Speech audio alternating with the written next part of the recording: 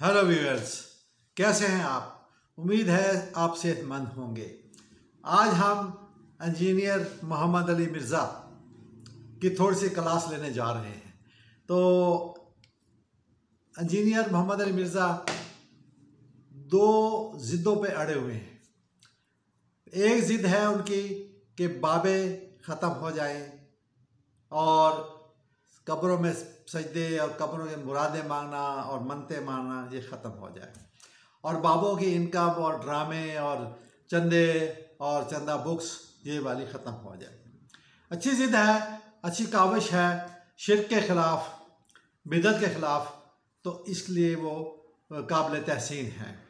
बहुत ज़िद है उनकी और ये ज़िद उनकी बहुत ही अप्रिशिएटेबल है और इसको सराहना चाहिए और इस चीज़ का साथ देना चाहिए कि शिर्क, बिदअत, ख़ास तौर पर दरबारों के ऊपर, कब्रों के ऊपर सजदे ख़त्म हो जाए। एक अल्लाह को मानो, एक अल्लाह की तरफ आओ, वही राज़िक है, वही खालिक है, वही मालिक है, वही हाजत रवा है और वही सेहत देने वाला है और वो माल के कुल है। इन अल्लाह अला कुल्लि शैइन कदीर। अब आ जाती है उसकी दूसरी ज़िद।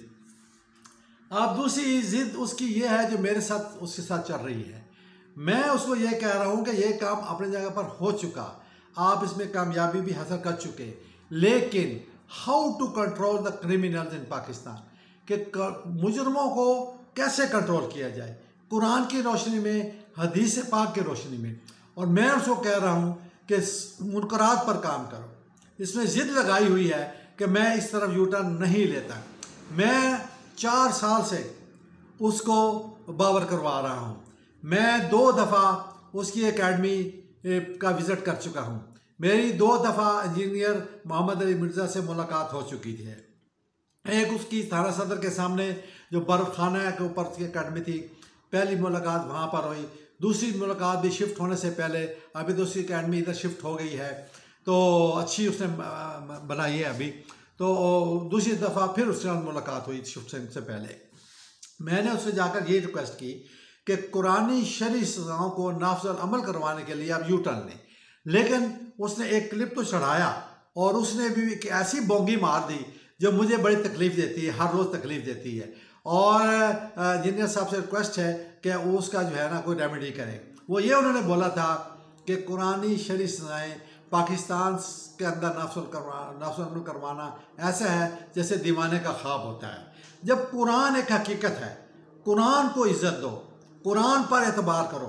अब जो कुरान जब कह रहा है और कुरान को हमने इज़्ज़त देनी है, और कुरान जब ये कह रहा है कि जब तक ये मुजरमों को कुरानी शरई सज़ाएँ नहीं देंगे आपकी मईशत कंट्रोल नहीं हो सकती। One thing. सेकेंडली, आपका मुआशरा, बेहयाई, बदकारी, इस्ते नफ्स उस वक्त तक आपकी महफूज नहीं है जब तक कुरान की रोशनी में मुजरम को जुर्म साबित होने पर वो सज़ा ना दो जो कुरान में लिखी हुई है।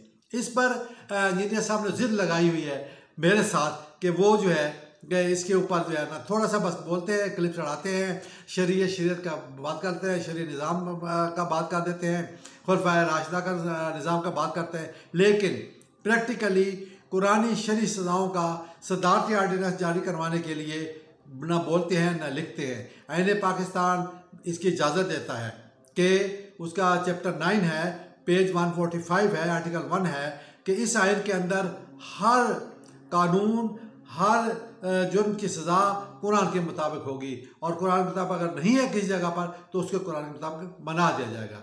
जज़ाकल्लाह इंजीनियर साहब, दोबारा रिक्वेस्ट है ज़रा थोड़ा यू टर्न लो और कुरानी शरई सज़ाओं को नाफिज़ अमल करवाने के लिए अपने अंदाज से बोलो, अपने तरीके से बोलो, अपनी समझ से बोलो। और आपकी समझ बहुत अच्छी है, आपका अंदाज़ बहुत अच्छा है और आप बहुत अच्छे मुकर्रर हो रेफरेंस के साथ।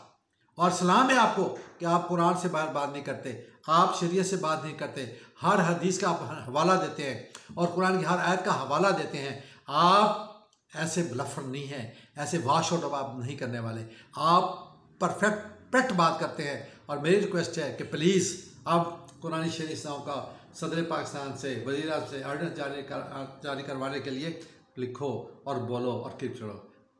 वमा अलैना इल्ला बलागुल मुबीन। ओके व्यूअर, मैं हूँ इकबाल खोखर और आप देख रहे थे ह्यूमन राइट्स यूट्यूब चैनल। अस्सलामु अलैकुम।